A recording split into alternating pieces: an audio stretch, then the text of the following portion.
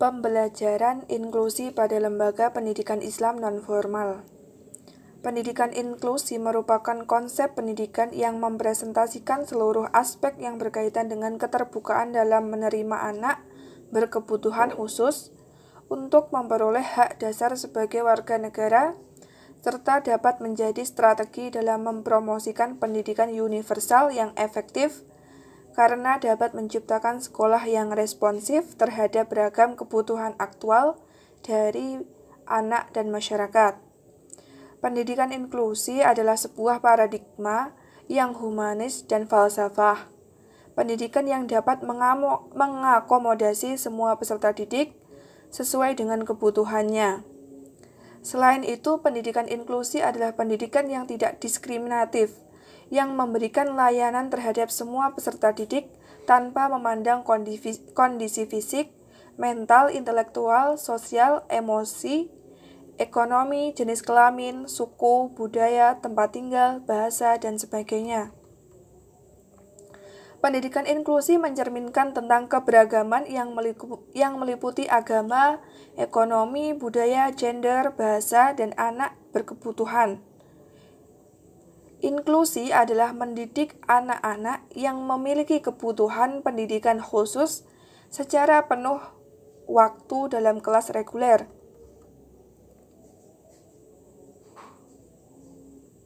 Pada pendidikan inklusi, anak yang memiliki kebutuhan khusus mendapatkan pelayanan di kelas reguler dengan waktu yang penuh. Pelaksanaan pendidikan inklusi menurut UNESCO mestinya sekolah menerima, merawat, mendidik anak tanpa memandang perbedaan jenis kelamin, fisik, intelektual, sosial, linguistik, atau karakter lainnya. Dalam pasal 11 ayat 2 dinyatakan bahwa hasil pendidikan keagamaan nonformal atau informal dapat dihargai sederajat dengan hasil pendidikan formal keagamaan umum kejuruan setelah lulus ujian yang diselenggarakan oleh satuan pendidikan yang terakreditasi yang ditunjuk oleh pemerintahan. Dalam pasal 14 juga dinyatakan bahwa pendidikan keagamaan Islam berbentuk pendidikan diniyah dan pesantren. Pendidikan diniyah diselenggarakan pada jalur formal, non-formal, dan informal. Pendidikan diniyah formal menyelenggarakan pendidikan ilmu-ilmu yang bersumber dari ajaran agama Islam pada jenjang pendidikan usia dini, pendidikan dasar, pendidikan menengah, dan perguruan tinggi. Pendidikan diniyah non-formal diselenggarakan dalam bentuk pengajian kitab, majelis taklim, pendidikan Al-Quran, diniyah taklimiyah, atau bentuk lain yang sejenis. Pendidikan diniyah non-formal yang berkembang menjadi satuan pendidikan wajib mendapatkan izin dari kantor Departemen Agama Kabupaten atau Kota setelah memenuhi ketentuan tentang persyaratan pendirian satuan pendidikan. Dalam pasal 24 juga dinyatakan bahwa pendidikan Al-Quran terdiri dari taman kanak-kanak, taman pendidikan Al-Quran, taklimul Quran lil aulad, dan bentuk-bentuk yang lain yang sejenis.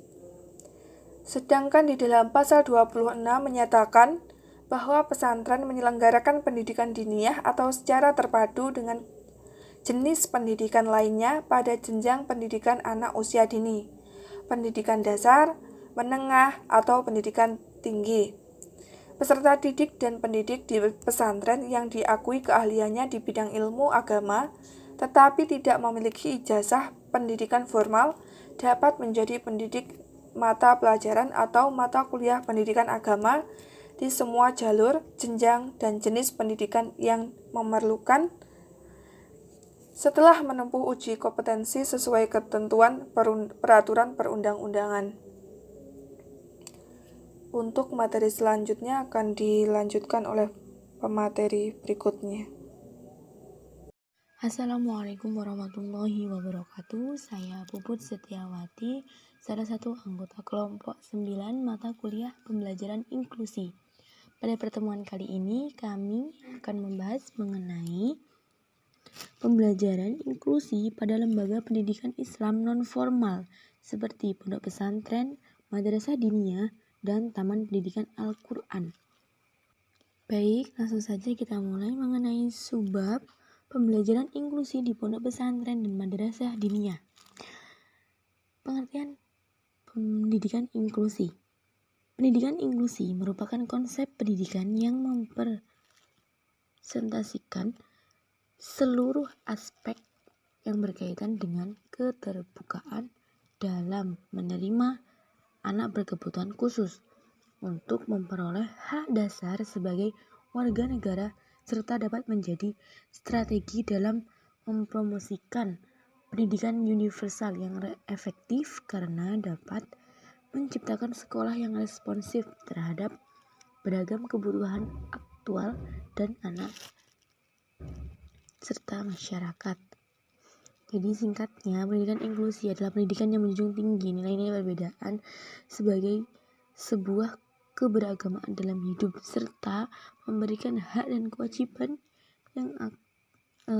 yang sama terhadap seluruh individu tanpa memandang agama, ekonomi, budaya, gender, bahasa, dan anak berkebutuhan khusus. Selanjutnya, pengertian pondok pesantren dan madrasah. Pesantren adalah sebuah lembaga pendidikan Islam tradisional yang siswanya atau peserta didiknya tinggal bersama dan belajar di bawah bimbingan guru yang lebih dikenal dengan sebutan kiai atau ustadz maupun ustazah, dan mempunyai asrama untuk tempat menginap para peserta didik atau santri. Lalu selanjutnya, pengertian madrasah diniyah. Madrasah diniyah merupakan madrasah atau lembaga pendidikan non-formal yang keseluruhan mata pelajarannya itu ialah mata pelajaran agama Islam. Jadi diharapkan mata pelajaran ini mampu secara terus-menerus memberikan pendidikan agama Islam kepada peserta didik. Lalu selanjutnya, realisasi pendidikan inklusi di pondok pesantren dan madrasah diniyah. Yang pertama ialah koordinasi. Meskipun dunia pesantren erat kaitannya dengan sikap penuh sopan maupun santun dan lemah lembut, pihak pesantren tetap wajib melakukan koordinasi dengan berbagai pihak, para ustadz, ustazah, wali santri, atau alumni, dan pihak-pihak serta badan terkait untuk menegaskan kembali arah kebijakan pesantren menuju pendidikan inklusif ini bagaimana, dan harus sesuai kebutuhan serta kemampuan peserta didik dan melibatkan seluruh anggota kelas serta KBM berlangsung. Selanjutnya, mendesain pendidikan inklusif. Desain pendidikan inklusif dibentuk dengan merubah kebijakan, peraturan, kurikulum, pengajaran, program maupun unit layanan sekolah menjadi lebih ramah difabel. Pihak keluarga dapat mengundang para wali murid, tenaga atau lembaga profesional serta melibatkan peserta didik difabel untuk merumuskan desain pembelajaran yang baik serta sesuai dengan kebutuhan para peserta didik. Pihak sekolah juga dapat melakukan asesmen peserta didiknya untuk mengumpulkan informasi lebih awal. Selanjutnya, pembangunan infrastruktur. Tentu saja semua itu juga harus didukung dengan infrastruktur yang memadai untuk para difabel. Lembaga pendidikan harus memastikan seluruh peserta didik difabel mampu mengakses berbagai kebutuhan dirinya, seperti informasi, pembelajaran, dan mobilitas. Sedangkan pendanaan fasilitas dapat dilakukan dengan cara swadaya masyarakat atau optimalisasi aset pesantren.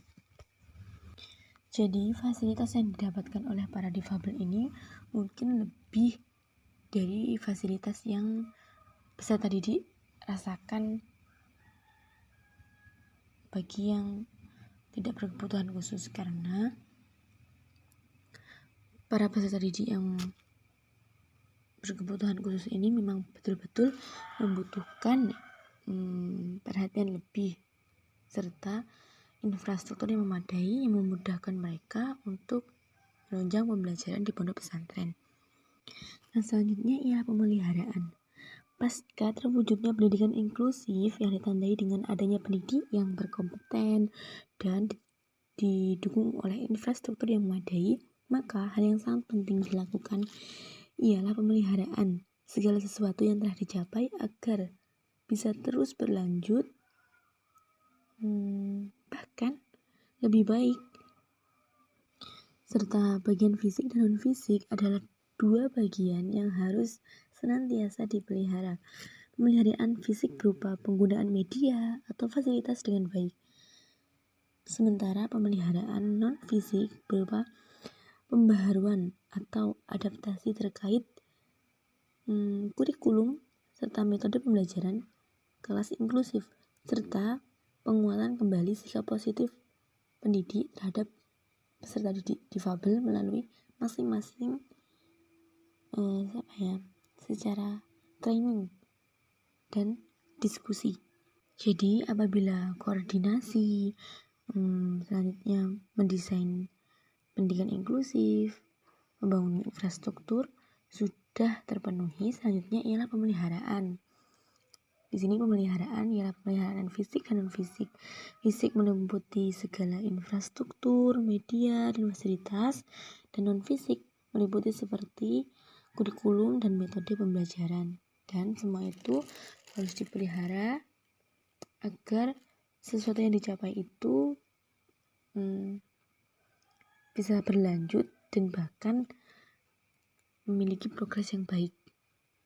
Selanjutnya yang terakhir ialah evaluasi, penilaian terhadap program kerja atau kebijakan seluruh periode. Ya, setiap kegiatan harus memiliki evaluasi karena tujuan untuk apa?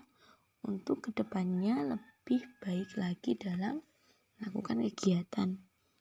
Di sini juga terdapat evaluasi, yakni bagaimana dan seperti apa bentuk penerimaan warga sekolah terhadap kebutuhan difabel. Selanjutnya berapa persentase keterlibatan peserta didik di dalam maupun di luar kelas, dan sejauh mana program sekolah dapat mengkoordinir kebutuhan peserta didik difabel, dan seberapa tinggi tingkat kenyamanan siswa difabel selama bersekolah di lembaga tersebut. Nah, jadi pendidikan inklusif di pesantren serta madrasah diniyah harus lebih siap dalam mempersiapkan segala sesuatunya, mulai dari koordinasi, mendesain pendidikan inklusif, pembangunan infrastruktur, pemeliharaan, serta evaluasi agar penerapan pembelajaran inklusi di Indonesia non-formal ini sesuai dengan yang diharapkan. Sekian dari saya, terima kasih. Wassalamualaikum warahmatullahi wabarakatuh. Bismillahirrahmanirrahim. Perkenalkan, nama saya Niza Lutfiana Dewi akan mempresentasikan subbab C, yaitu pembelajaran inklusi di TPQ. Yang pertama yaitu pengertian TPQ. TPQ adalah singkatan dari Taman Pendidikan Al-Quran. Taman dalam Kamus Pembinaan dan Pengembangan Bahasa Indonesia diartikan sebagai tempat yang menyenangkan. Maka dari itu, taman diartikan sebagai suatu tempat atau wadah yang di dalamnya dirasakan kenyamanan dan kesejukan untuk mempelajari bacaan Al-Quran dan mendalami serta mengkaji ilmu agama yang sesuai tuntunan Al-Quran dan hadis. Sedangkan pendidikan, menurut Marlina Ghazali yang dikutip dari Ki Hajar Dewantara, adalah daya upaya untuk memajukan pertumbuhan budi pekerti, karakter, pikiran, dan tubuh anak didik untuk menjalankan kehidupan anak didik selaras dengan dunianya. Kemudian, pengertian Taman Pendidikan Al-Quran menurut Dhofir, yaitu Taman Pendidikan Al-Quran adalah lembaga pendidikan Islam klasik yang mengajarkan ilmu-ilmu keislaman dengan pola tradisional. Dari seluruh paparan di atas dapat disimpulkan bahwa TPQ atau Taman Pendidikan Al-Quran merupakan salah satu lembaga non-formal yang membina anak didiknya dengan membaca Al-Quran atau mengkaji serta mendalami materi TPQ yang tujuannya yaitu membentuk sikap kepercayaan diri santri berakhlak mulia sesuai tuntunan Al-Quran dan hadis. Kemudian yang kedua yaitu metode pembelajaran Al-Quran. Metode pembelajaran Al-Quran di sini mengacu pada pembelajaran Al-Quran inklusi di TPQ yang dikhususkan untuk anak berkebutuhan khusus. Pembelajaran pada ABK atau anak berkebutuhan khusus pada dasarnya mempunyai berbagai kesamaan dengan pembelajaran pada anak normal pada umumnya. Akan tetapi, dalam pelaksanaan pembelajarannya diperlukan beberapa modifikasi supaya sesuai dengan anak berkebutuhan khusus yang melaksanakan pembelajaran itu. Mengingat setiap anak memiliki pemahaman yang berbeda-beda, maka dengan begitu materi yang disampaikan dapat mudah diterima dan dipahami dengan baik oleh anak berkebutuhan khusus atau ABK. Proses pembelajaran Al-Quran pada ABK merupakan suatu cara prosedur yang harus dijalani dalam menyampaikan materi ilmu pengetahuan, memberikan sebuah bimbingan untuk menulis maupun membaca Al-Quran, serta mempersiapkan ABK agar bisa menerapkannya di dalam kehidupan keseharian mereka di dalam masyarakat. Proses pembelajaran dengan anak berkebutuhan khusus, baik itu tunanetra maupun yang lainnya, perlu menggunakan strategi pembelajaran yang include, yang mana di dalamnya penggunaan berbagai metode dan media pembelajaran. Metode yang digunakan pada anak berkebutuhan khusus tunanetra pada dasarnya memiliki kesamaan dengan anak-anak normal pada umumnya. Yang membedakannya yaitu adanya modifikasi pada pelaksanaan pembelajarannya, sehingga anak ABK tunanetra dapat mengikuti proses pembelajaran yang bisa diikuti oleh mereka dengan indera perabaan maupun pendengaran. Begitu pula anak ABK yang lain, seperti tunarungu, dapat mengikuti pembelajaran dengan indera perabaan dan penglihatan. Begitu pula dengan penyandang ABK yang lain, bisa menyesuaikan metode pembelajarannya dengan kemampuan yang dimilikinya. Dalam pembelajaran Al-Quran ada banyak macam metode untuk diterapkan pada anak berkebutuhan khusus. Beragam metode yang bisa dilakukan dengan menggunakan indera perabaan maupun pendengaran maupun penglihatan untuk pembelajaran Al-Quran yaitu sebagai berikut. Yang pertama, metode ceramah. Dalam penyampaian materi pelajaran, metode ini menggunakan cara pengucapan secara audio atau lisan kepada ABK tunanetra. Metode ini bisa diikuti ABK tunanetra sebab pada penyampaian materi pelajaran dengan penjelasan lisan, lalu ABK dapat mendengar materi yang disampaikan oleh pendidik. Ketika ada penjelasan yang kurang difahami, ABK bisa menanyakan hal tersebut dan akan dijawab oleh pendidik. Namun hal ini dikecualikan untuk ABK tunarungu. Kemudian metode diskusi. Metode diskusi dapat digunakan untuk pembelajaran pada ABK tunanetra. Metode ini dapat digunakan untuk memecahkan masalah yang sedang dialami maupun masalah dalam kehidupan sehari-hari. ABK tunanetra dapat berpartisipasi dalam pembelajaran diskusi karena kemampuan daya pikir mereka untuk menyelesaikan masalah lebih diprioritaskan, dan juga pembelajaran diskusi ini dapat diikuti tanpa harus memakai indera penglihatan. Kemudian yang ketiga, metode drill. Pada metode ini atau bisa dikatakan metode dengan latihan adalah metode yang dalam penyampaian pelajarannya dengan cara latihan secara terus-menerus, sehingga ABK memiliki kemampuan dalam ketangkasan dalam mempelajarinya. Kemudian metode sorokan. Metode ini bisa dikatakan juga dengan metode individual, di mana ABK mendatangi pendidik untuk belajar seperti mengkaji buku atau bisa juga belajar membaca maupun menulis Al-Quran secara langsung. Kemudian yang selanjutnya metode bandongan. Metode bandongan ini kebalikan dari metode sorokan. Kalau metode sorokan dilakukan secara individual, maka metode bandongan ini dilakukan secara serentak oleh seluruh ABK. Namun tentunya penggunaan metode ini harus sesuai dengan jenis ABK-nya. Misalnya ABK tunanetra hanya bisa bersama dengan ABK tunanetra yang lain, karena akan sulit jika ABK tunanetra digabungkan bersama ABK tunarungu misalnya. Kecuali ABK tunarungu menggunakan alat bantu pendengaran sehingga lebih mudah untuk menangkap materi yang disampaikan.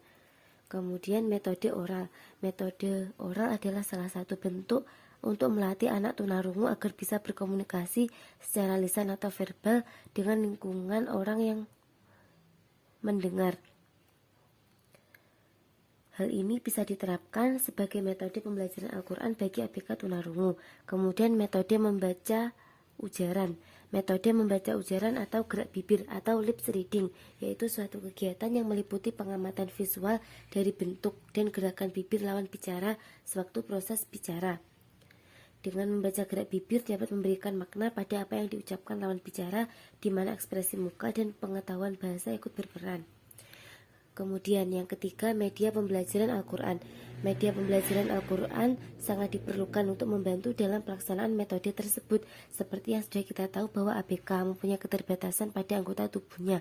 Oleh karena itu diperlukan media pembelajaran khusus supaya ABK memperoleh banyak ilmu pengetahuan dalam mempelajari Al-Quran. Media pembelajaran Al-Quran untuk ABK merupakan suatu alat khusus yang dipakai ABK dalam upaya membantu proses pembelajaran agar dapat lebih mudah dalam menulis maupun membaca Al-Quran. Beragam media yang bisa dijadikan untuk mempelajari Al-Quran pada ABK yakni yang pertama, Al-Quran Braille. Al-Quran Braille merupakan Al-Quran yang ditulis dengan huruf Braille. Huruf Braille ialah istilah baca huruf yang menggunakan isyarat berupa titik-titik timbul untuk menunjukkan suatu huruf, angka maupun simbol-simbol tanda baca lainnya. Sistem huruf ini didasarkan pada 6 titik yang menggunakan 2 baris titik horizontal dan 3 baris titik vertikal dengan menggunakan 2 titik horizontal dan 3 titik vertikal. Yang kedua yaitu stylus dan reglet. Stylus dan juga reglet merupakan alat yang dipakai untuk mengerjakan dalam membaca dan menulis Al-Quran dan untuk mencapai tujuan dari pembelajaran membaca serta menulis Al-Quran dengan reglet dan penanya adalah stylus. Melihat ABK tunanetra mempunyai kekurangan dalam pengamatannya terhadap visual, maka media belajar yang digunakan untuk membaca dan menulis huruf Braille adalah reglet dan stylus. Karena dengan alat tersebut ABK tunanetra akan lebih mudah mempelajari huruf hijaiyah. Kemudian yang ketiga, Al-Quran audio. Media suara atau audio adalah unsur yang sangat berkaitan dengan indera pendengaran manusia. Informasi yang dapat disampaikan diberikan dalam bentuk lambang audiktif, baik secara verbal maupun nonverbal. Maka dari itu, Al-Quran audio akan jauh lebih efektif karena dengan menggunakan bunyi atau suara akan dapat merangsang indera pendengaran dan akan meningkatkan daya imajinasinya, sehingga ABK tunanetra maupun yang lainnya dapat memvisualisasikan pesan yang pendidik sampaikan kepadanya. Secara umum, anak berkebutuhan khusus tunarungu mempunyai media pembelajaran yang sama dengan anak normal, akan tetapi karena anak tunarungu memiliki hambatan dalam mendengar dan juga berbicara, maka mereka memerlukan alat bantu khusus. Berikut ini alat bantu bagi anak tunarungu, yaitu yang pertama, audiometer. Audiometer merupakan alat elektronik untuk mengukur taraf kehilangan pendengaran seseorang. Dengan audiometer ini dapat diketahui sejauh mana sisa pendengaran anak yang masih bisa difungsikan. Yang kedua, yaitu hearing aids atau alat bantu dengar. Cara bekerja alat ini yakni suara atau energi akustik diterima mikrofon, kemudian diubah menjadi energi listrik dan dikeraskan melalui amplifier, kemudian diteruskan ke receiver atau telepon yang mengubah kembali energi listrik menjadi suara seperti alat pendengaran pada telepon dan diarahkan ke gendang telinga. Adanya alat bantu dengar ini, anak tunarungu bisa berlatih mendengar baik secara individual maupun kelompok. Kemudian yang selanjutnya, komputer. Komputer dapat memberikan informasi secara visual. Hal ini berguna bagi anak tunarungu yang mengalami kelainan Berta. Di samping itu, anak tunarungu terlebih dahulu harus bisa membaca atau paling tidak bisa menginterpretasikan simbol-simbol yang dipakai. Kemudian audiovisual, tape recorder, spatel maupun cermin. Kemudian evaluasi dari hasil pembelajaran Al-Quran perlu diterapkan oleh pendidik setelah memberikan pembelajaran kepada ABK. Hal tersebut dilakukan supaya pendidik bisa mengetahui tingkat memahami dan menguasainya terhadap materi yang diberikan pada ABK. Sama seperti dengan perencanaan dan pelaksanaan pembelajaran. Evaluasi dari hasil pembelajaran Al-Quran bagi ABK tidak jauh berbeda dengan pembelajaran peserta didik pada umumnya dalam pelaksanaannya. Hal yang bisa dikatakan perbedaannya yakni terdapat pada materi untuk tes dan teknis pelaksanaannya. Misalnya, materi tes yang ditanyakan kepada ABK tunanetra tidak mengandung hal atau unsur yang membutuhkan tampilan visual. Akan tetapi, jika tes yang diajukan adalah tes tertulis, maka soal akan diberikan dalam bentuk huruf braille. Dengan adanya pembelajaran Al-Quran pada anak berkebutuhan khusus mempunyai tujuan menjadikan mereka memiliki keterampilan dalam membaca dan menulis Al-Quran dengan tepat, benar, dan lancar. Selain itu juga mereka bisa memahaminya sesuai isi kandungan dari Al-Quran yang telah diajarkan dan dapat menerapkannya dalam kehidupan sehari-hari. Sekian yang dapat saya sampaikan, kurang lebihnya mohon maaf. Wassalamualaikum warahmatullahi wabarakatuh.